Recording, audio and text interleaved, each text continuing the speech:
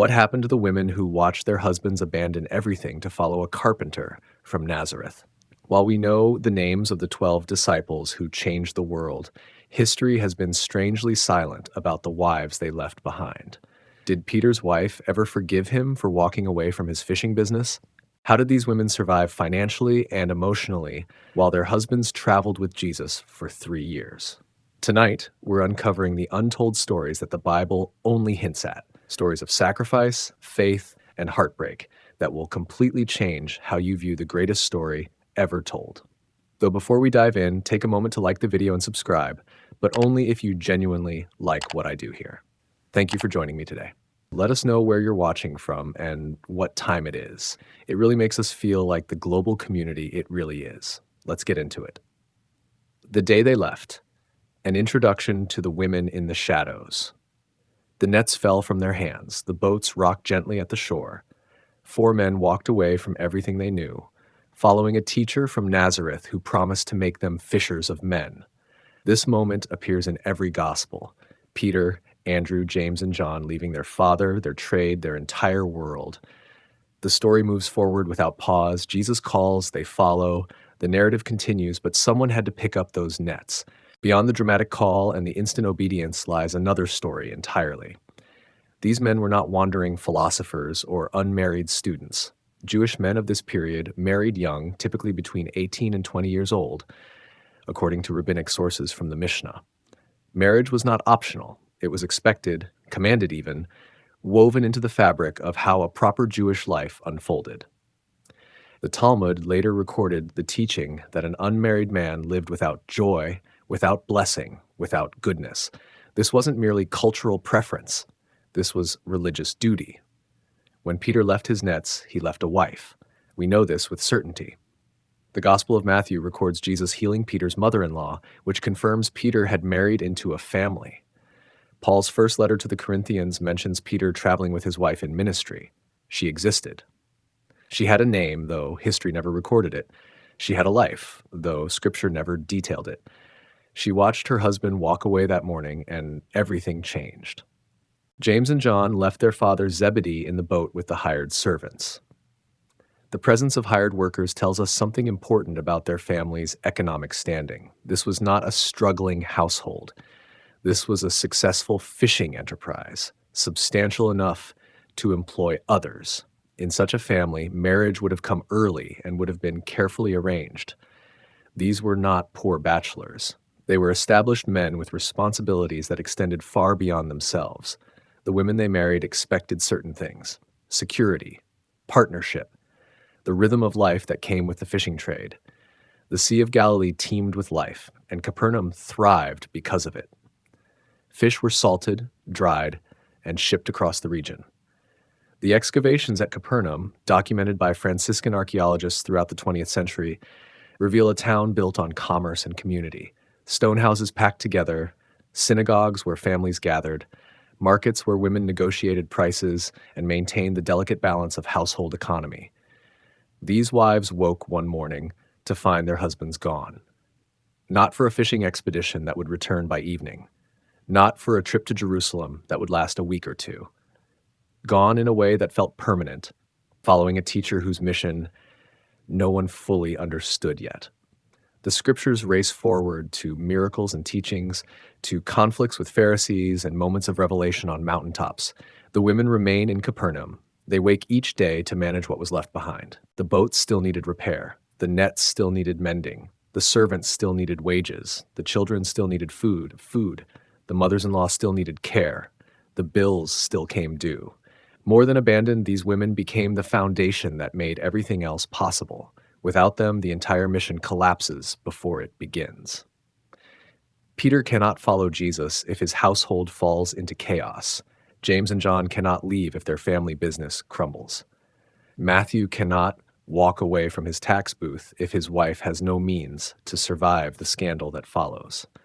Every step these disciples took toward their destiny depended on the women who stayed behind and held the world together. The earliest Christian communities understood something we often miss now. Ministry required support structures. When Paul wrote to the Corinthians about apostles having the right to take a believing wife on their journeys, he revealed a pattern that was already established. The women were not separate from the mission. They were integral to it. Peter's wife eventually joined him in his travels, according to that same letter. She went from managing a fishing business alone to being a partner in spreading news that would reshape the world. But first, she had to survive those early years. She had to make choices about how to keep going when the person she expected to build a life with chose a different path. She had to explain to neighbors why her husband left. She had to face the questions, the judgment, the confusion that rippled through Capernaum when word spread about what these men had done. The other disciples' wives faced similar reckonings. Some of their husbands' names we barely know: Philip, Bartholomew, Thomas. We know even less about their families. Yet Jewish custom and law suggest they too were married. They too left women to manage the aftermath of their sudden departures. Each household had its own crisis to navigate. Each wife had her own moment of decision about whether to support this impossible calling or to demand her husband return to reason. They chose to support it. That choice echoes through 2,000 years of history, though their names remain unspoken in our liturgies and absent from our stained glass windows. They became the first believers in a sense that often goes unrecognized. They believed their husband's choice mattered enough to sacrifice their own plans. They believed this teacher from Nazareth might truly be worth following, even at tremendous cost. They believed when believing meant carrying the weight of an entire household alone. The women who followed Jesus on the road receive mention in Luke's gospel: Mary Magdalene, Joanna, Susanna, and many others who provided for the group out of their own resources. These women had means and freedom to travel. The disciples' wives had neither. They had homes to maintain and children to raise and businesses to run. Their form of discipleship looked different. It required them to stay rather than go, to keep the foundation solid while others built something new on top of it. This is their story. Not a tale of abandonment, but of partnership. Not a narrative of victims, but of pioneers who forged a new way of faithful living. They stand in the shadows of Scripture, but their presence shaped everything that followed. Every miracle Jesus performed, every teaching he gave, every moment of transformation in the Gospels happened because these women made space for it through their daily faithfulness to tasks that received no recognition and won no glory. The nets fell from the disciples' hands that day. The wives picked them up and kept fishing. The fishermen's wives, the women of Capernaum. Capernaum sat at the northern edge of the Sea of Galilee, positioned where major trade routes converged. The Via Maris, the ancient highway connecting Egypt to Damascus, passed nearby. Caravans moved through constantly, creating demand for provisions. Fish was a staple, a reliable source of protein that could be preserved and transported. The town existed because of water and what could be pulled from it. Peter's house, excavated extensively in the 20th century and documented in archaeological reports by Virgilio Corbo and Stanislao Lafreda, was not a hovel. The foundation reveals a structure large enough to accommodate multiple families, built around a central courtyard in the typical style of the region. This was the house where Jesus stayed when he visited Capernaum. This was where Peter's mother-in-law lived. This was where Peter's wife managed a complex household that could host a traveling teacher and his growing band of followers. The Gospel of Mark describes the scene simply. Jesus entered the house. Peter's mother-in-law lay sick with fever. He took her hand, lifted her up, and the fever left. Then she began to serve them. That final detail matters more than it might seem. Her immediate return to service was not about gender roles or obligation. It was about identity. She was the manager of this household, and guests had arrived. Hospitality was not optional in this culture. It was sacred duty, and she resumed her role because that role defined who she was in the community. This tells us something vital about the household that Peter's wife inherited control of when he left. It was substantial. Archaeological evidence from first-century Capernaum, documented in multiple excavation reports, shows that successful fishing families lived well. They had stone houses, not simple mud brick structures. They had multiple rooms, storage areas, courtyards. They employed servants. The Gospel of Mark mentions that James and John left their father with the hired servants in the boat. These were not families scraping by. These were established businesses with payrolls to meet. When Peter walked away, his wife became the head of all this. She had to manage the fishing operation, which meant coordinating with the hired men, ensuring nets were properly maintained, negotiating prices at market, and making strategic decisions about when to fish and where. The Sea of Galilee had seasonal patterns. Certain fish appeared at certain times. A good manager knew how to maximize profit and minimize waste. She also had to manage the household itself. Peter's mother-in-law lived there, and based on the healing story, she was elderly enough to be vulnerable to illness, but vital enough to serve when well. There may have been children, though Scripture never mentions them. Extended family likely shared the compound, as was common in this period. Privacy, as we understand it, did not exist. People lived in close quarters, and every decision one person made affected everyone else. The wife of Andrew faced similar circumstances. Andrew was Peter's brother, which means the two families were deeply connected, possibly sharing resources and coordinating their fishing efforts. When both men left, the women would have relied on each other intensely. They were sisters-in-law who became business partners by necessity. James and John left from a position of even greater financial stability. Their father, Zebedee, owned the boats and employed the servants. The family business was solid enough that Zebedee could remain with it when his sons departed, but this created its own tension. Did James and John's wives stay connected to Zebedee's household, or did they suddenly find themselves in limbo, neither independent nor fully under the patriarch's care? The social structure of first-century Galilee, described in detail by scholars such as Sean Frayne in his work on Galilean society, revolved around honor and shame. A man's honor came from fulfilling his obligations to family, community, and God. Women's honor came from managing households well and maintaining their family's reputation. When the disciples left, their wives faced a crisis of honor. How do you explain to neighbors that your husband abandoned a thriving business to follow an itinerant preacher? How do you maintain respect when the very foundation of your social standing has been called into question?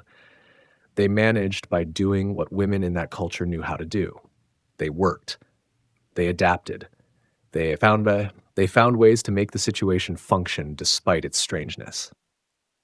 The hired servants remained, which meant the fishing continued. The boats still went out each night. The nets still came back full. The fish still went to market. Life continued because these women refused to let it stop. But it was not the life they had planned. Peter's wife had married a fisherman, expecting the rhythms of that life. Nights when he was out on the water, days when he repaired equipment, Sabbaths when the family gathered. She did not marry an apostle. She married a man with calloused hands who smelled like fish and provided steady income. That man walked away, and she had to reconcile herself to a new reality where nothing was certain anymore. The financial pressure alone would have been crushing. First-century economic life, detailed in rabbinic sources and archaeological findings, operated on tight margins. You paid your workers, you bought supplies, you sold your product. There was little room for error. A bad season could devastate a family. Disease could wipe out a catch. Competition was fierce because everyone was fishing the same waters. These women had to become experts in negotiation and management overnight. They dealt with the merchants who bought their fish. They haggled over prices, knowing that showing any weakness would result in being taken advantage of. They coordinated with other fishing families, maintaining the delicate relationships that made cooperative fishing possible. When you cast nets from boats, you often worked alongside other crews. Trust mattered. Reputation mattered. The disciples' wives had to preserve both while their husbands' reputations were becoming increasingly strange. Because word spread quickly. Jesus was performing miracles, he was challenging religious authorities, he was gathering crowds, and the disciples were with him, getting more entangled in a movement that seemed to threaten the established order. The wives heard the rumors. They heard that their husbands were now associated with a man who claimed to forgive sins, who healed on the Sabbath, who welcomed tax collectors and sinners. Every report brought new anxiety about what this might mean for their family's standing in Capernaum. Yet they persisted.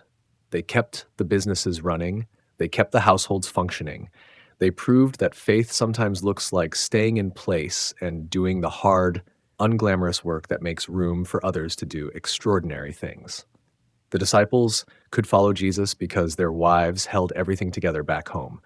That partnership, though unequal in recognition, was essential to the mission that changed the world. The mother-in-law's testimony, a glimpse into a household today. She lay in the grip of fever. The Gospel of Luke, written by a physician, notes that the fever was high, using a term that suggests serious illness rather than minor discomfort. In the ancient world, fever was dangerous. Without modern medicine, people died from infections we would now treat with simple antibiotics.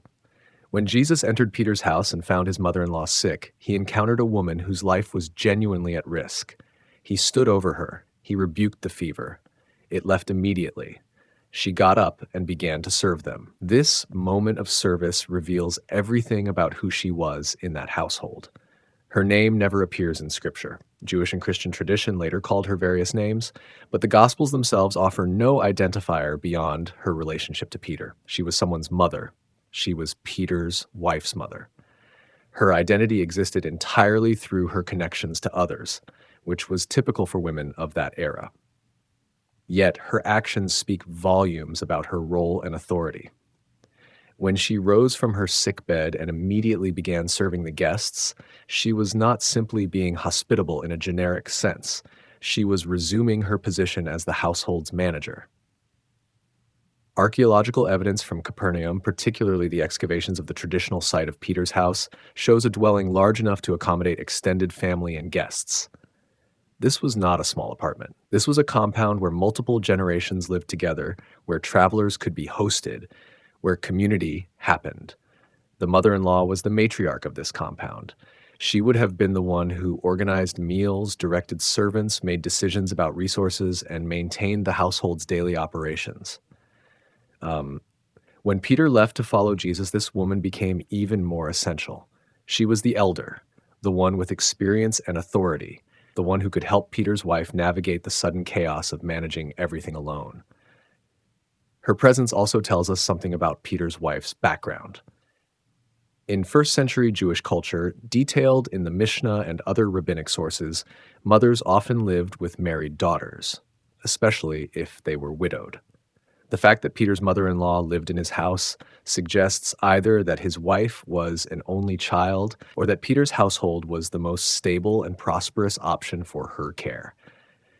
Either way, it indicates a family with resources and responsibility. The house itself speaks to their economic status.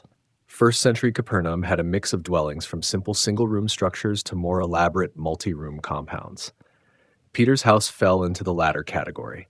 The archaeological remains show basalt stone walls, a courtyard, multiple rooms arranged around shared space. This was the architecture of success, of a family that had done well in the fishing trade and had the means to support multiple generations under one roof. When Jesus stayed in Capernaum, he stayed here. The Gospel of Mark refers to it as his base of operations in Galilee. People knew where to find him. They brought the sick to the door. They crowded into the courtyard and the street outside. The house became a center of activity, a place where miracles happened and teachings unfolded. All of this required management. Someone had to feed everyone. Someone had to coordinate space for people to sleep. Someone had to maintain order when crowds pressed in. Someone had to handle the practical logistics of hosting an itinerant teacher and his growing group of followers. That someone was Peter's mother-in-law and Peter's wife, working together to make the impossible function. The burden would have been extraordinary. Hospitality in Jewish culture was sacred, rooted in the example of Abraham welcoming strangers who turned out to be angels. To refuse hospitality was to dishonor yourself and your family. To offer inadequate hospitality was nearly as bad. The expectation was not just to provide shelter, but to provide generously, to make guests feel honored and welcomed, to put their needs above your own comfort. Peter's household met this standard repeatedly. Jesus did not stay there once or twice. He stayed there regularly. He used it as a home base. That meant ongoing strain on resources and constant disruption of normal household routines. The mother-in-law and Peter's wife could not simply return to their usual patterns. They had to adapt continuously to an unpredictable situation where their home was no longer fully their own. The healing of the mother in law, then, was not just about restoring one woman's health, it was about restoring the household's ability to function. When she fell ill, the entire operation suffered. Peter's wife would have been trying to manage everything alone without the wisdom and experience of her mother to guide her. The servants would have lost direction. Guests would have found a household in disarray. Jesus healing her was an act of mercy for the entire family, not just for the woman herself. Her immediate return to service shows she understood this. She did not rest. She did not take time to recover gradually. She got up and resumed her duties because the household needed her. This was not exploitation. This was identity. She knew who she was and what her role required, and she stepped back into it because that is what matriarchs did.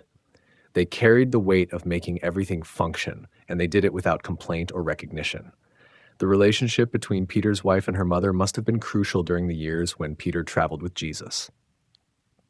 They were partners in maintaining the household and the business. They were both women whose lives had been upended by the decisions of men they loved. They had to figure out how to survive and even thrive in circumstances they never chose. Jewish tradition, preserved in later rabbinic literature, speaks often about the role of mothers-in-law and daughters-in-law in household management.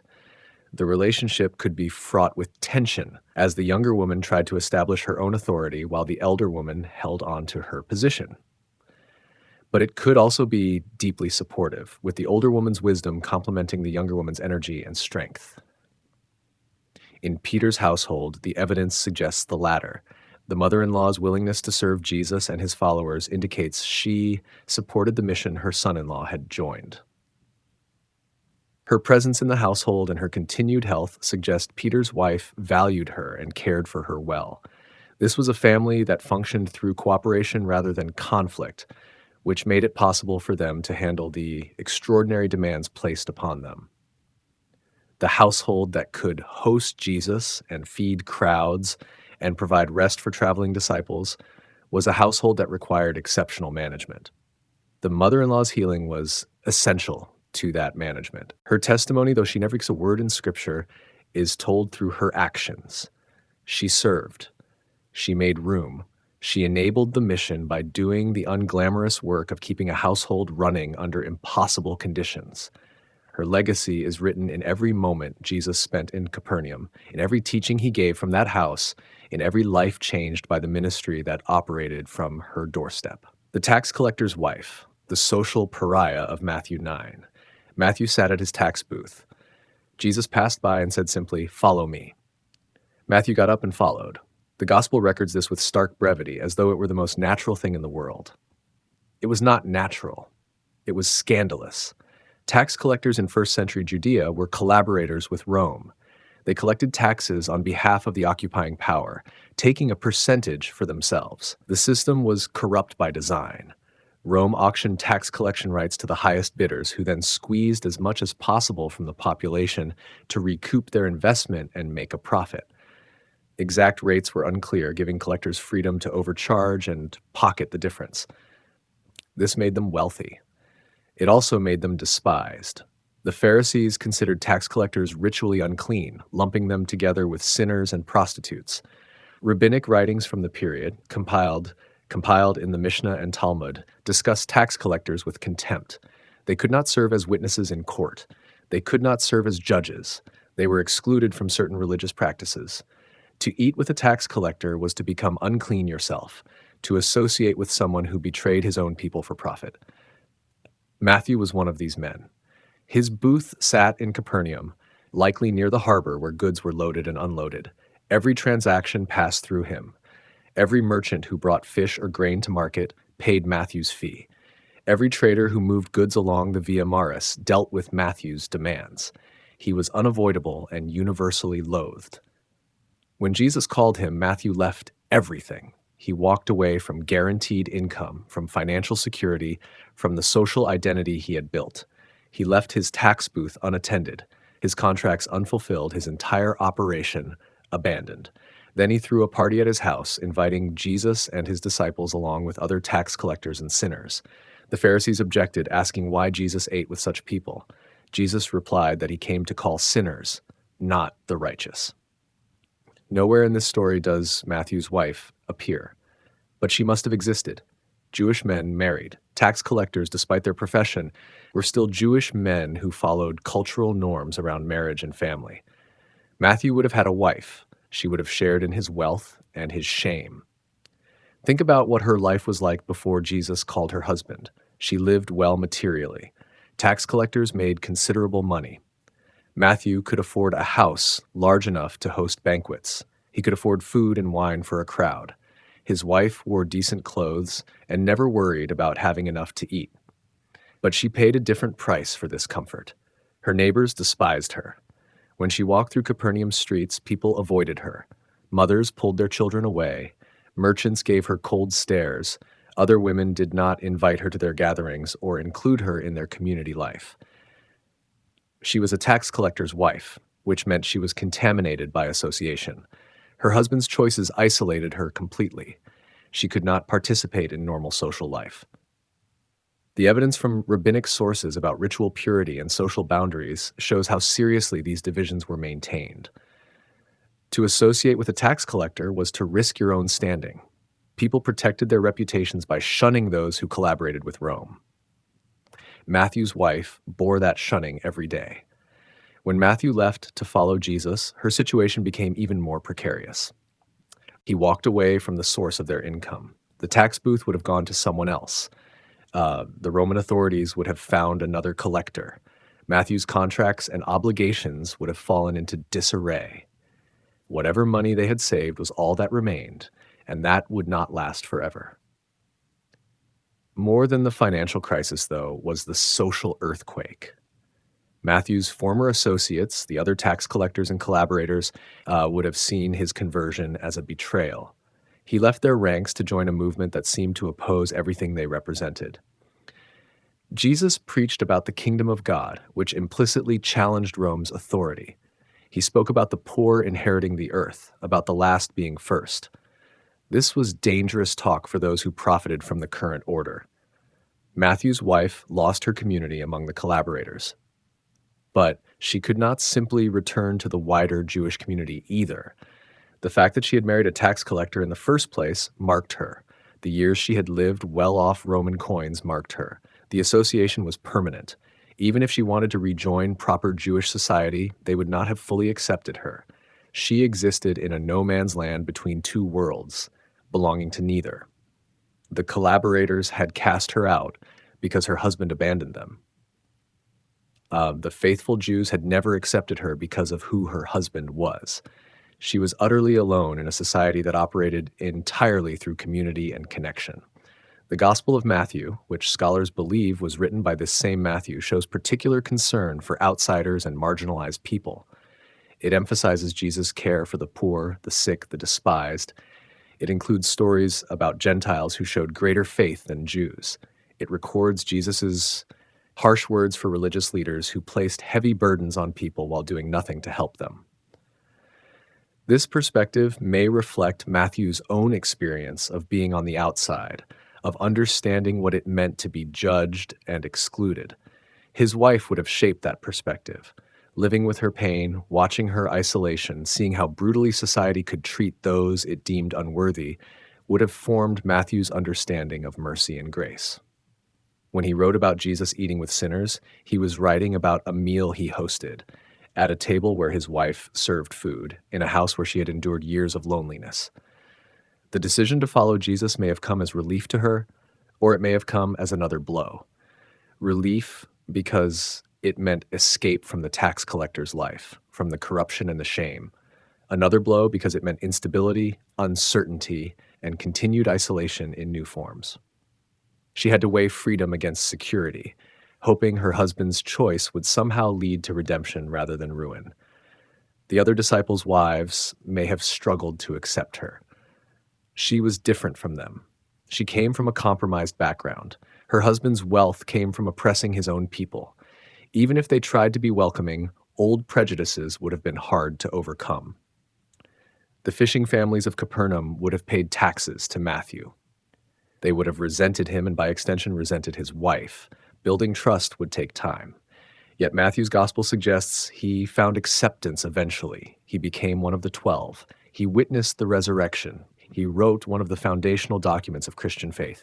His transformation was complete and lasting. His wife must have been part of that transformation, supporting him as he left behind everything familiar and stepped into a new life.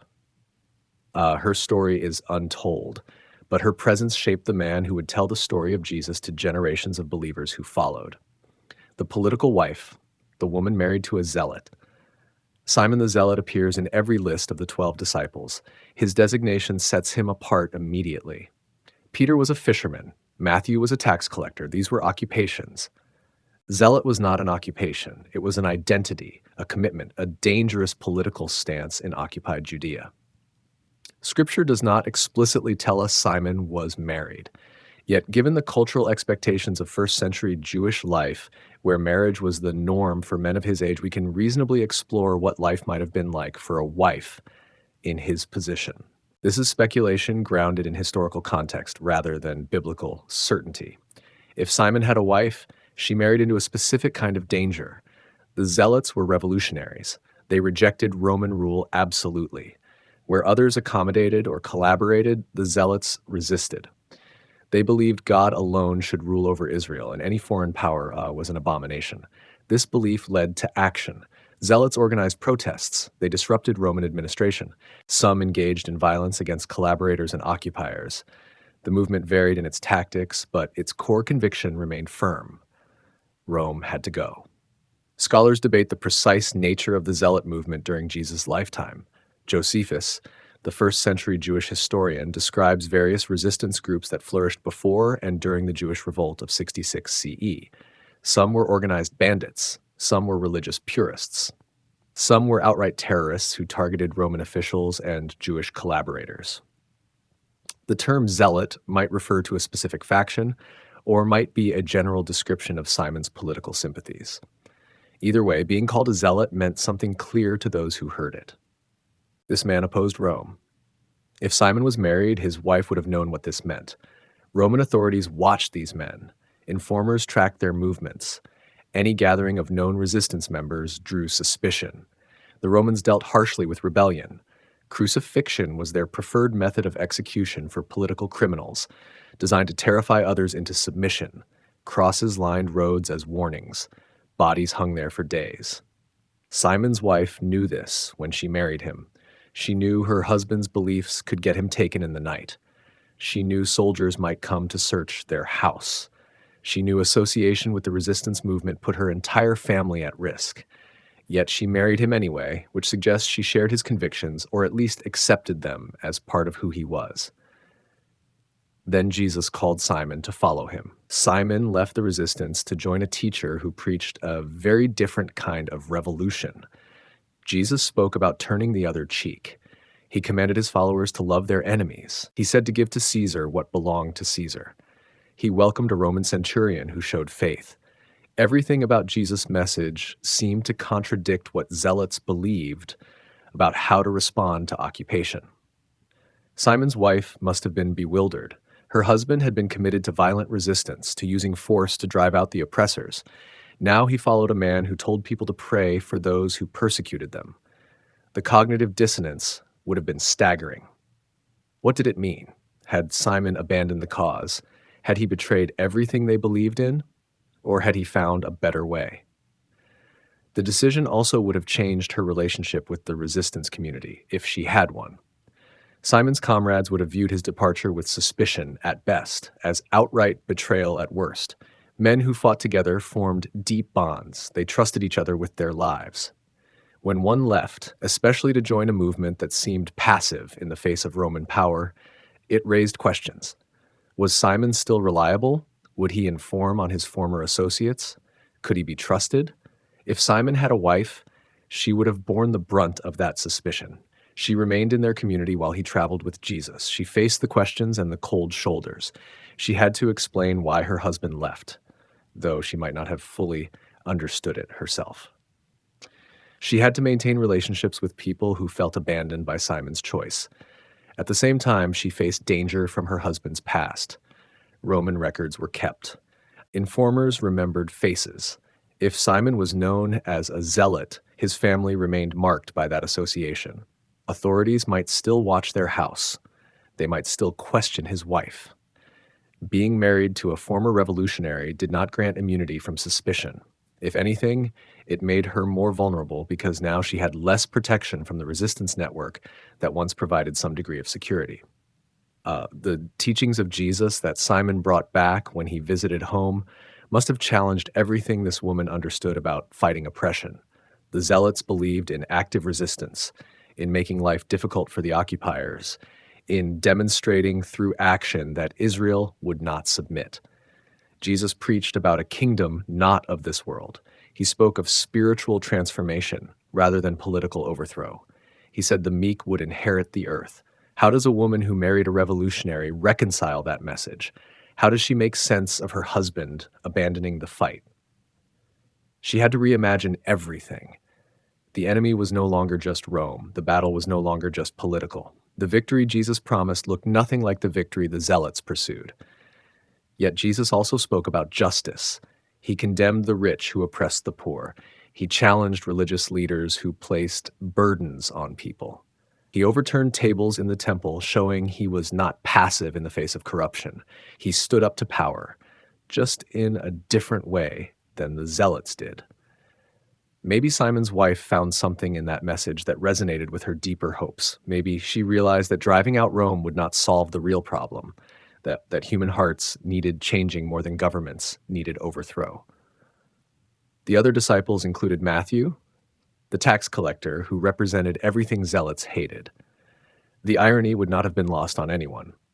Simon, who once would have considered Matthew a traitor worthy of violence, now traveled alongside him. They ate together, they learned together, they served the same teacher. This was Jesus' revolution, not through force, but through the impossible reconciliation of enemies. Simon's wife watched this unfold from a distance. She heard stories about her husband's new companions, including the man who collected taxes for Rome. She had to process the fact that Simon now broke bread with people he once would have targeted. This was not the life she signed up for when she married a zealot. This was something stranger and more challenging than anything she imagined. The transformation required of her was as great as the transformation required of Simon.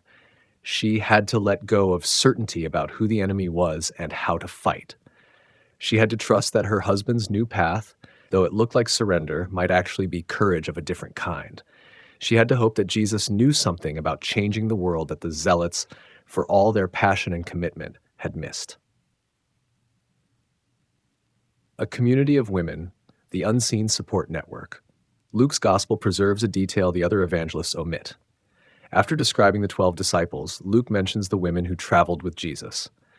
Mary Magdalene, Joanna, the wife of Chuza, who was Herod's steward, Susanna, and many others. These women provided for Jesus and the disciples out of their own resources.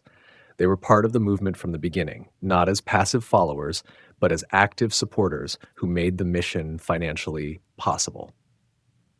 These traveling women and the disciples' wives who stayed home formed a network, though Scripture never explicitly describes it. The connections between them would have been essential for survival. Resources had to flow, information had to be shared, support had to be mutual. No one could do this alone. Consider the practical realities. Jesus and the 12 moved constantly. They went from town to town, teaching in synagogues and open spaces, staying in homes that welcomed them.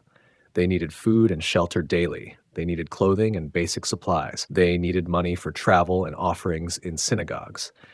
The disciples had left their professions, so they generated no income. The funding had to come from somewhere. The women who traveled with them provided part of it. Joanna's connection to Herod's household meant she had resources. Mary Magdalene, though we know little about her background, apparently had means to contribute. These women used their wealth to sustain the movement.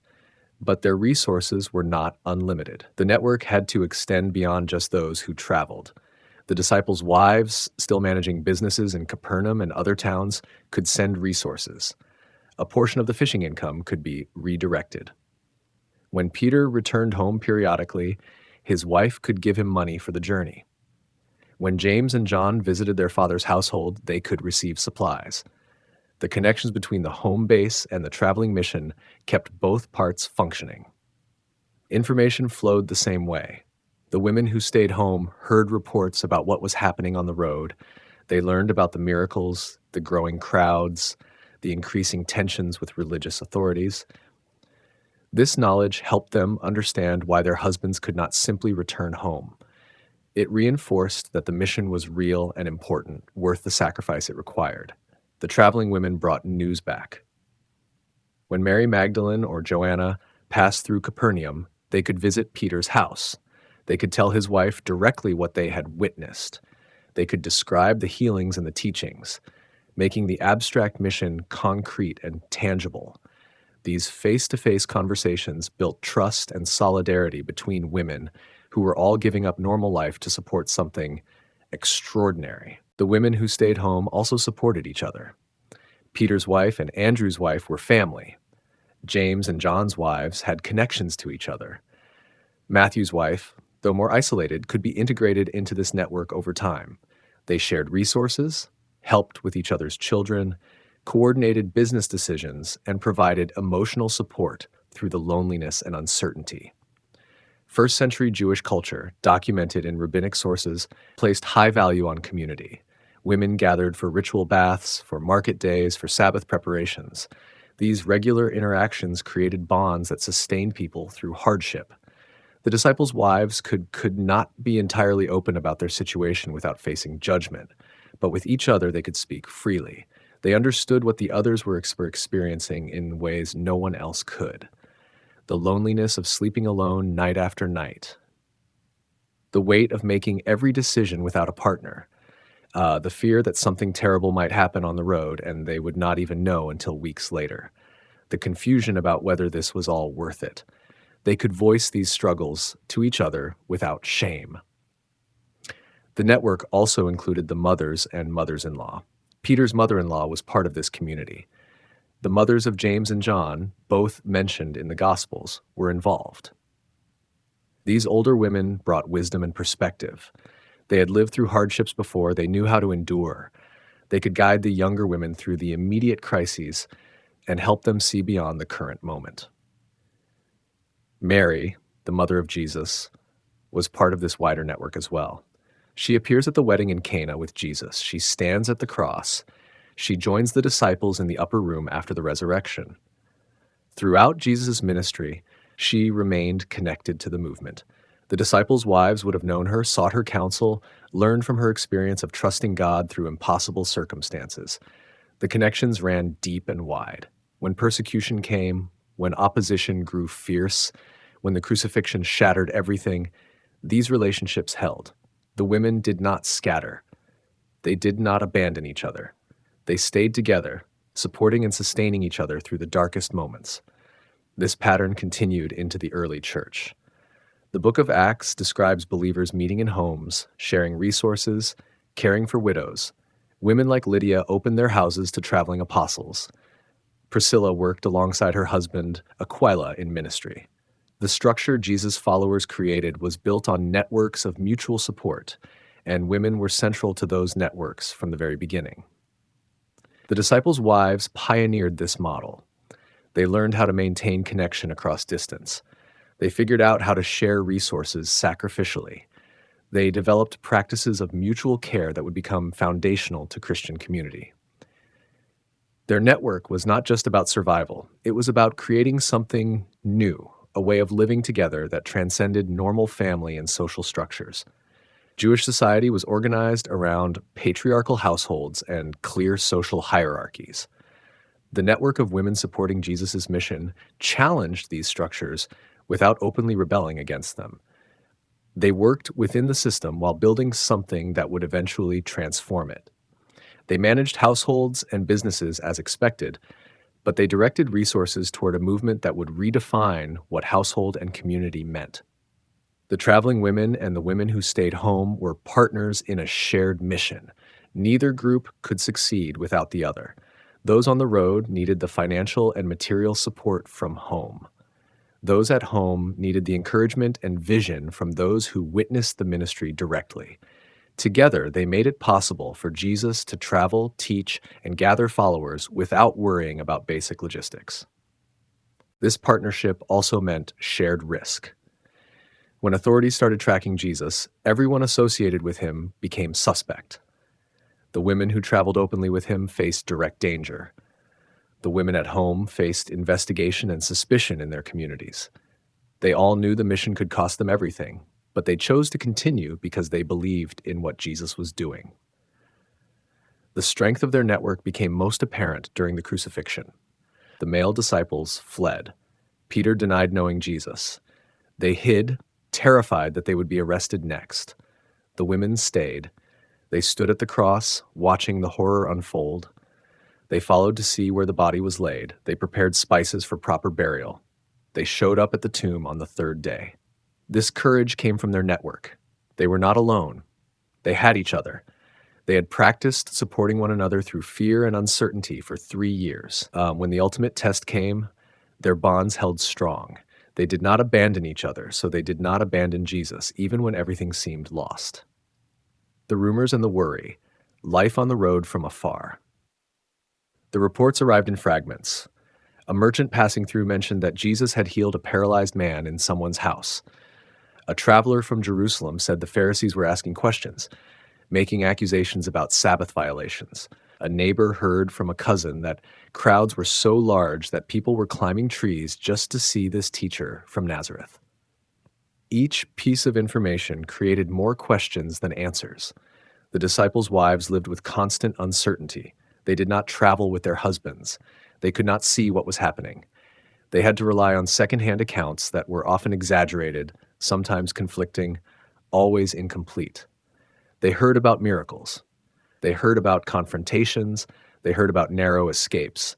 Each report brought relief that their husbands were still alive and fresh worry about how long that would remain true. The Gospels record increasing opposition to Jesus throughout his ministry.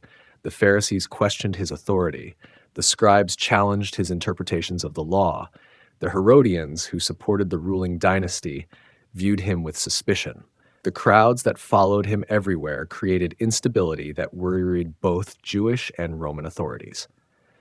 Everyone who traveled with Jesus existed in the center of this growing storm.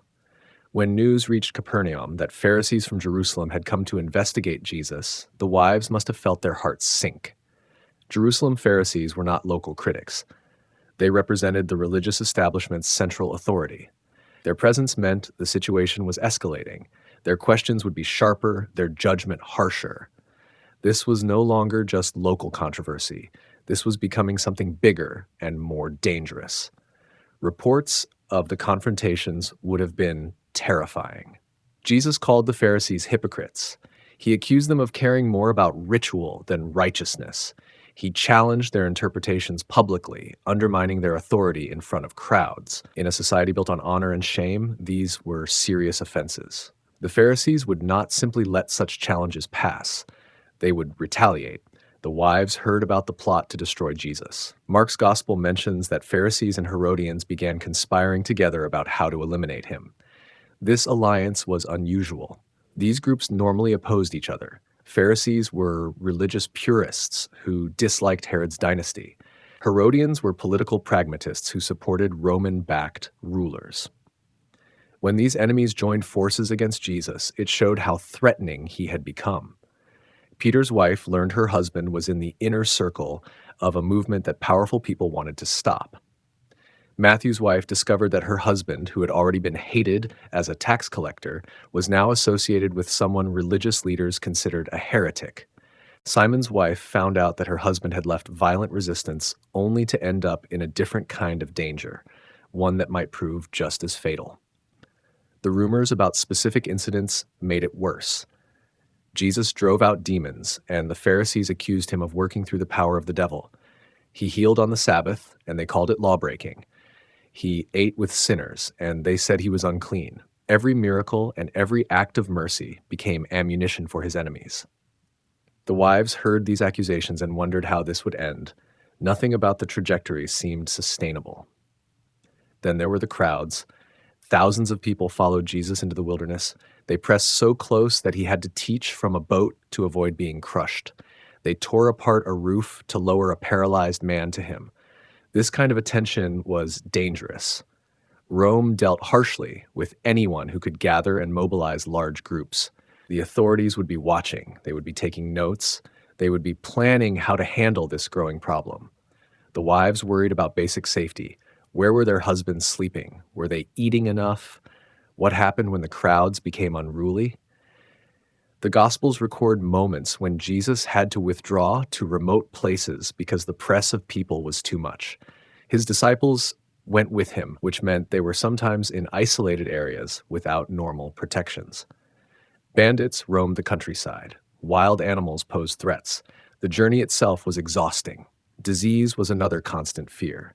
First century life offered no protection against infection or epidemic. People died from illnesses we now cure easily. Jesus healed the sick, which meant he and his disciples were constantly exposed to contagious conditions. They touched lepers. They handled the paralyzed and bleeding. They moved through crowds where sickness spread easily. The wives must have prayed daily that their husbands would not fall ill far from home. The emotional toll of living with this chronic worry was enormous. Sleep came hard when you did not know if your husband was safe. Concentration faltered when you kept wondering what was happening on the road. Every knock on the door could be someone bringing terrible news. Every traveler who arrived in town might have heard something. The waiting and the not knowing became a constant weight. The wives also faced questions from neighbors who did not understand. Why did their husbands not come home? Why were they following this controversial teacher? What would happen to the families if the men were arrested or worse? These questions had no good answers. The wives could not explain clearly because they did not fully understand it themselves. They had to trust that their husbands knew something they did not, that the mission was worth the terrible cost. Some reports brought comfort. Jesus fed 5,000 people with a few loaves and fish. He calmed a storm that threatened to sink the disciples' boat. He gave sight to the blind and hearing to the deaf. These stories reassured the wives that their husbands traveled with someone extraordinary, someone who truly could protect them. The miracles were evidence that this was not just foolish idealism. This was real power at work. But the comfort never lasted long. The next report would mention another confrontation, another narrow escape, another escalation. Jesus told parables that offended listeners. He predicted his own suffering and death. He spoke about taking up crosses and losing your life to save it. None of this sounded like a plan for safety and security. It sounded like a plan for martyrdom. The wives had no control over any of it. They could not call their husbands home. They could not protect them from threats. They could not even send messages reliably, since communication was slow and dependent on whoever happened to be traveling in the right direction. They simply had to endure. They had to get up each morning and manage their households and run their businesses while carrying the constant gnawing fear that today might be the day someone arrived with news they could not bear to hear. This kind of worry changes people. It makes you harder in some ways, more resilient, better at functioning despite fear. It also makes you softer in other ways, more aware of how fragile life is, more grateful for every day that passes without tragedy. The disciples' wives learned to live in this tension, to be both strong and vulnerable, to keep moving forward while always bracing for disaster. They also learned to find strength in each other. When one woman heard a particularly troubling report, the others gathered around her. They reminded her of the miracles. They shared their own fears and struggles. They prayed together, asking God to protect the men they loved and to bring them home safely. The community they built became their refuge from the constant worry that threatened to overwhelm them. The crucifixion, the ultimate abandonment. The news came during Passover. Jesus had been arrested in the garden. The disciples scattered. Peter denied knowing him. By morning, Jesus was on trial before Pilate. By afternoon, he was nailed to a cross on a hill outside Jerusalem. The timeline was brutal in its speed. Everything collapsed in less than 24 hours. The wives were not in Jerusalem for most of this. Passover was a pilgrimage festival, and some families sent representatives rather than traveling together.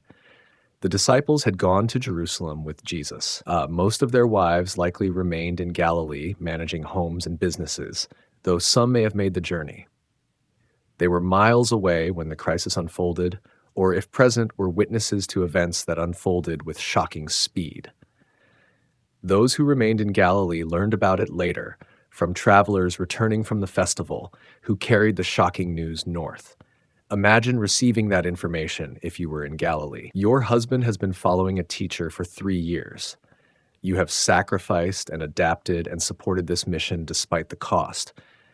You have worried constantly about his safety. Then someone arrives and tells you the teacher has been executed as a criminal and your husband has disappeared. No one knows where the disciples are. They fled and went into hiding. Your husband is alive, probably, but you have no way to contact him or know when you will see him again. The grief would have been overwhelming for those who heard the news from afar. Not just grief for Jesus, though they had known him and welcomed him into their homes. Grief for everything the mission represented. Grief for the hope that had sustained them through 3 difficult years. Grief for the future they thought was coming, but now would never arrive. Everything had ended in the worst possible way. But some of the women were in Jerusalem. The Gospels specifically mention women watching the crucifixion from a distance. Mary Magdalene was there. Mary, the mother of James and Joseph, was there. Salome, identified in some traditions as the mother of James and John, was there. The mother of Jesus stood near the cross. These women did not run. They stayed and witnessed the horror. Were the disciples' wives among them? Scripture does not name them specifically, but the phrase "many other women" appears in the accounts. These unnamed women had followed Jesus from Galilee, caring for his needs. The wives of Peter, Andrew, James, and John had certainly cared for Jesus' needs. They had hosted him, fed him, supported the mission financially. It is entirely possible they made the journey to Jerusalem for this Passover, perhaps sensing that something significant was about to happen. If they were there, they saw everything. They watched the Roman soldiers drive nails through Jesus' hands and feet. They heard him cry out. They saw him struggle to breathe as his body weight pulled against the wounds. They watched him die slowly over the course of hours. Crucifixion was designed to be public and terrifying, a warning to anyone who might challenge Roman authority. The women who witnessed it carried that trauma for the rest of their lives. They also saw their husband's absence. Where was Peter? Where were James and John? Where were the men who had promised to follow Jesus to the end? Only one disciple appears at the cross in the Gospels, the beloved disciple, traditionally identified as John, though some scholars debate this. Even if John was there, the others were not. The women stood strong while the men hid in fear. This raises a painful question. Was this abandonment? The disciples' wives had supported their husbands' decision to follow Jesus. They had managed everything at home so their husbands could be free to travel and learn and serve. They had endured years of separation and worry. And when the crisis came, their husbands ran. The women stayed. They proved more faithful in the moment of ultimate testing. But perhaps it was not quite that simple. The disciples were known associates of Jesus. If captured, they would likely be executed alongside him. The women faced less immediate danger. Romans did not typically target women in the same way they targeted men who might be political threats. The women could stay at the cross without as much risk. This does not diminish their courage, but it complicates any judgment of the men who fled. Still, the contrast is stark. The women did not have to be there. They chose to be there. They chose to bear witness even though it was horrific. They chose to honor Jesus in his death even when it seemed like everything he represented had failed. Their presence at the cross was an act of profound loyalty and love. For the wives who were there, the experience must have been shattering in multiple ways. They watched a man they respected and loved die a terrible death. They witnessed the apparent end of a movement they had sacrificed everything to support.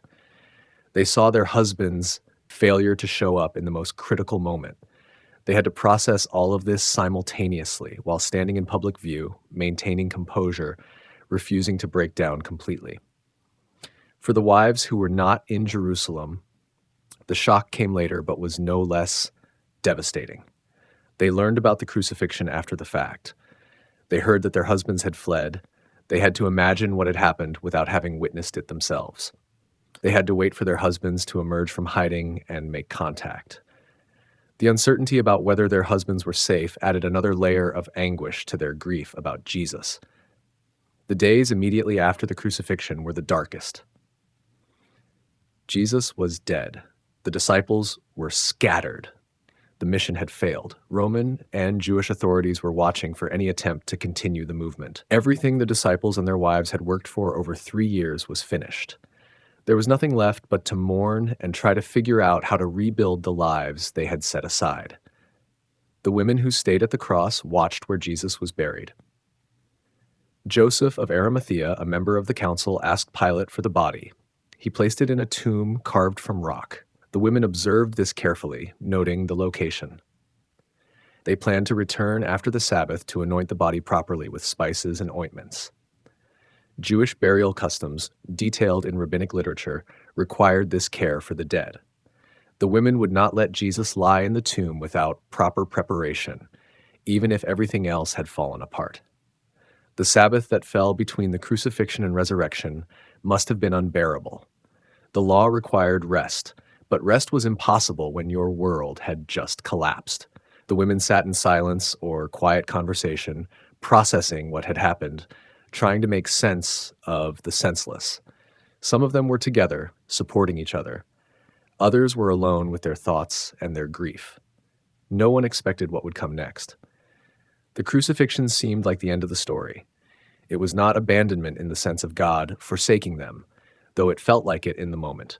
It was the darkest point before the dawn. The women who stayed faithful through this darkness were about to become the first witnesses to the most important event in human history.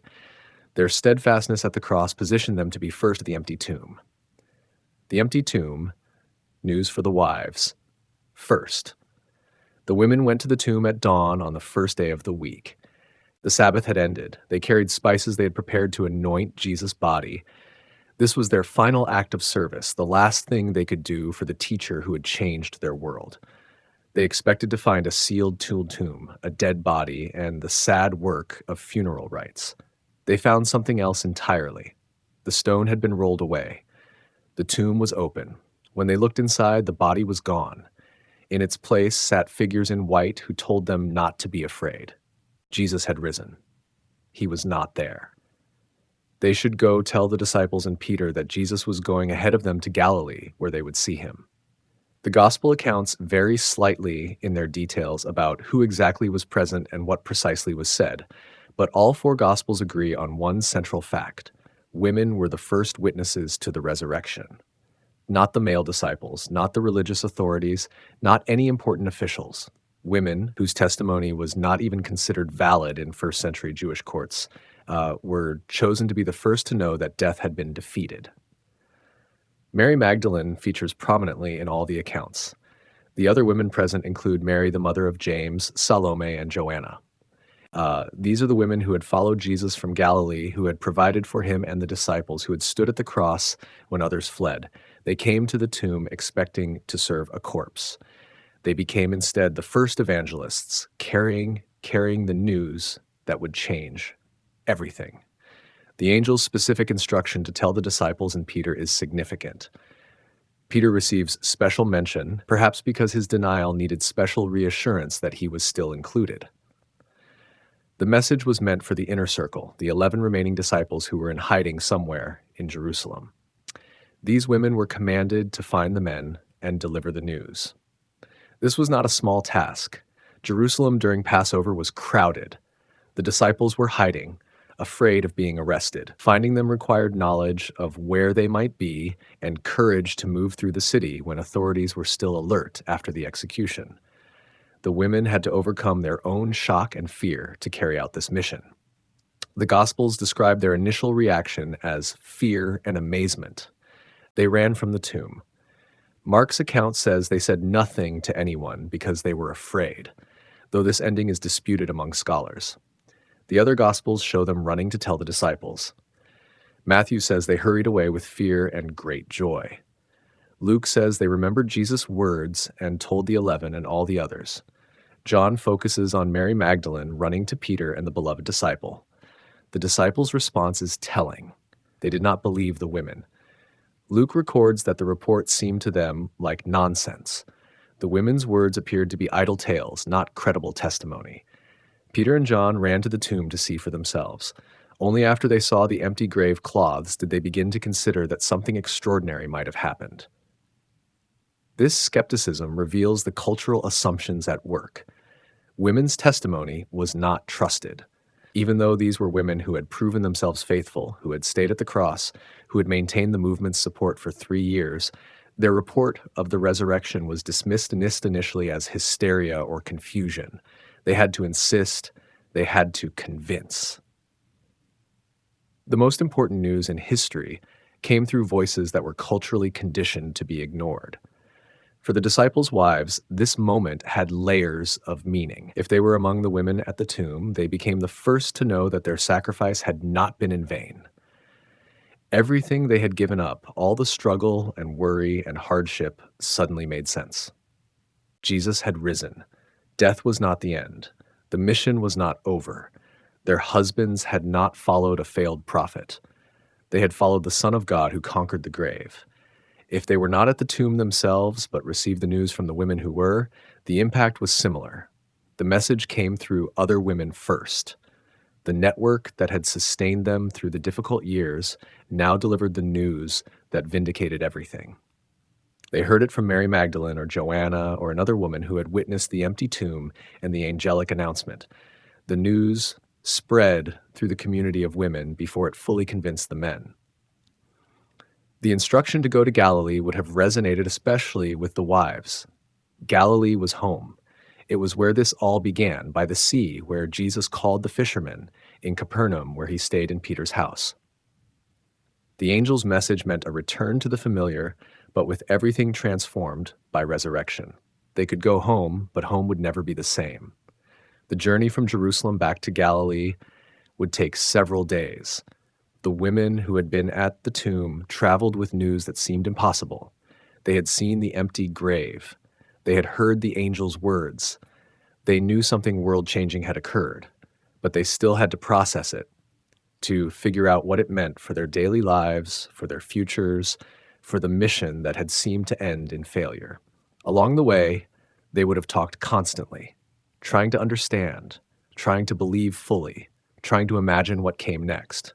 The resurrection was not the end of the story. It was a new beginning, and none of them knew yet what that beginning would require.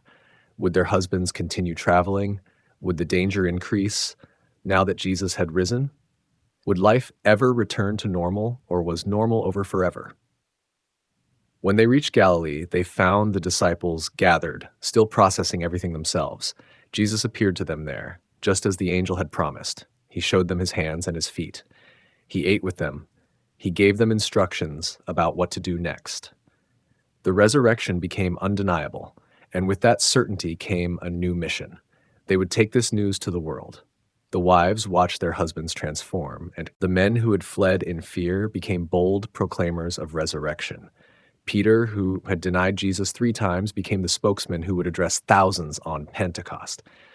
James and John, the sons of thunder, who had wanted to call down fire on villages that rejected Jesus, became pillars of the early church. The resurrection changed them fundamentally.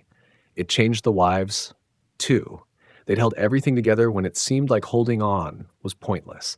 They had stayed faithful when faith seemed foolish. Now they saw the vindication of that faithfulness. Jesus had risen. Their sacrifice had meaning. The new era they were entering would require even more from them, but they faced it with confidence, born from having already endured the worst, and found that death itself could not stop what God was doing. The wives of the apostles, legacy in the early church.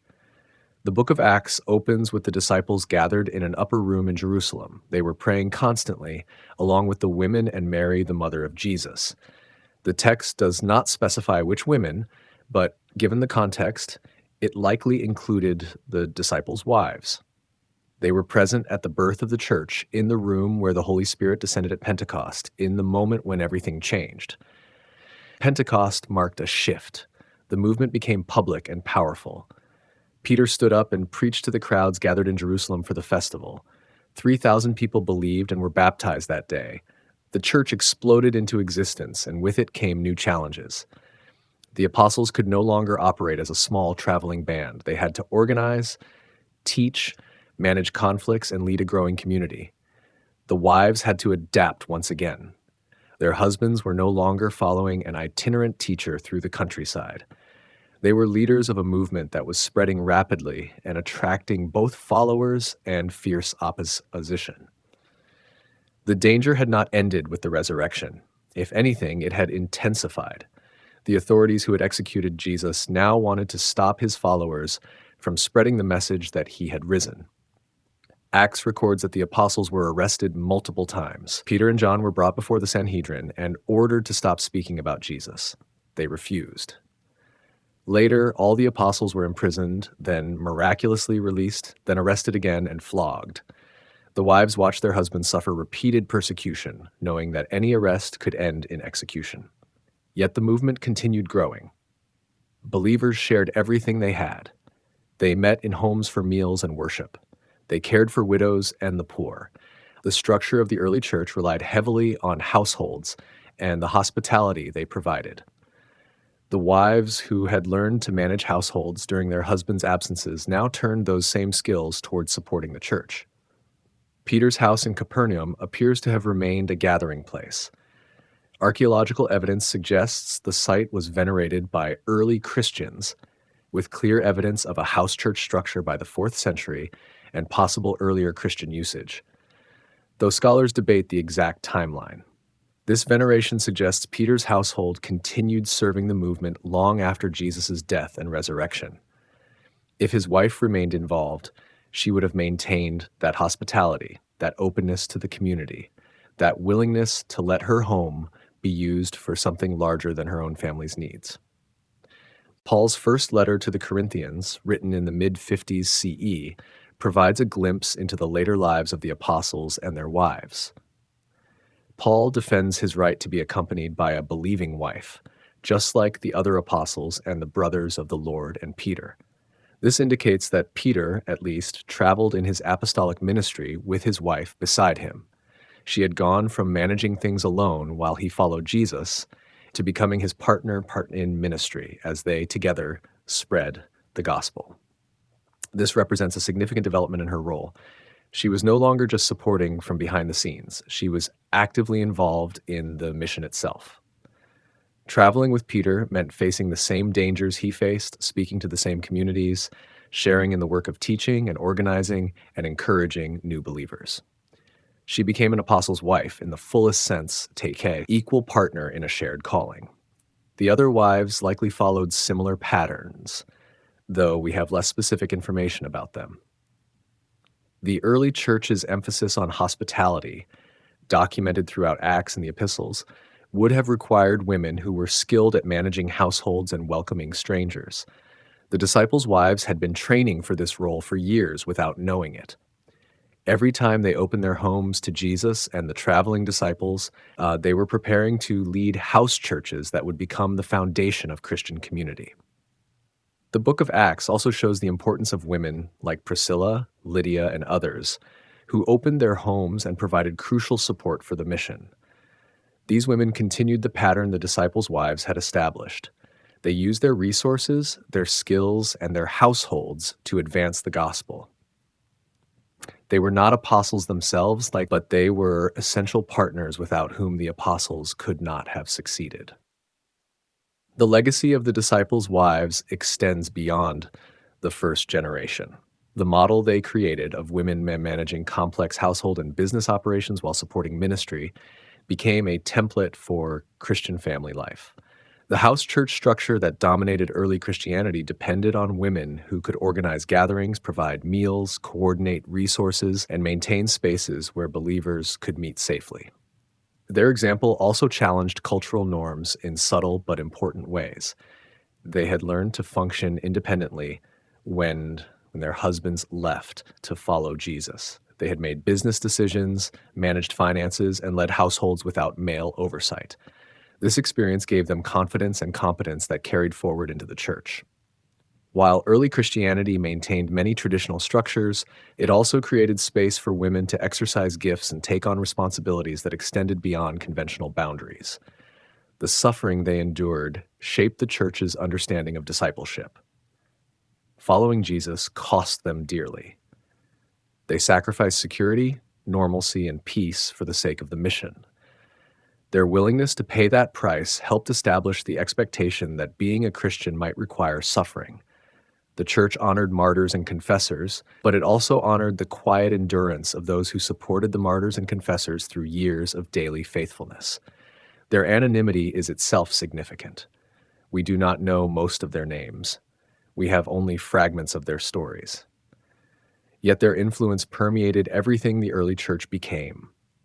They were the foundation that supported the visible structure. They were the roots that fed the tree. Without them, nothing else would have been possible. Their legacy is not in monuments or titles, but in the very existence of a movement that changed the world. The final mention of any disciple's wife comes in Paul's letter to the Corinthians. Peter is traveling with his wife, presumably visiting churches and strengthening believers. By this time, perhaps 25 years after the resurrection, she had been living this life for decades. She had gone from being a fisherman's wife in Capernaum to being a traveling missionary partner to one of the most important figures in the church. Her journey mirrored the church's journey from small Jewish sect to multi-ethnic movement spreading across the Roman Empire. We can imagine her in old age, looking back on everything that had happened. The day her husband left his nets, the years of managing the household alone, the terror of the crucifixion, the joy of the resurrection, the birth of the church at Pentecost, the persecutions and the miracles, the growth and the struggles. All of it had led to this life of traveling and teaching and helping to establish communities of believers across the known world. She would have known that her sacrifice had been worth it. The kingdom Jesus preached had come, not through political revolution, but through transformed hearts and redeemed communities. She had been part of that from the beginning. She had made it possible through her willingness to let go of her own plans and support something far larger than herself. She had been faithful when faith was hard. She had been strong when strength was required. She had been one of the women left behind who turned out to be essential to everything that followed. Her story and the stories of all the disciples' wives remind us that the great movements of history require support systems that often remain invisible. The people who get remembered are usually those who stand in front of crowds, who perform miracles, who write letters that become scripture, but behind them are always others who made it possible, who held things together, who believed when believing was costly and uncertain. The disciples' wives were those others. They were the women in the shadows who enabled the men in the light. But the resurrection light eventually reached them too, revealing that they had been essential all along.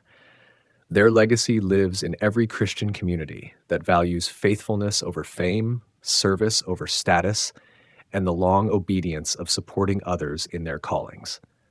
They were the first, but they were not the last. Their pattern continues wherever people choose to sacrifice personal ambitions so that something greater can flourish.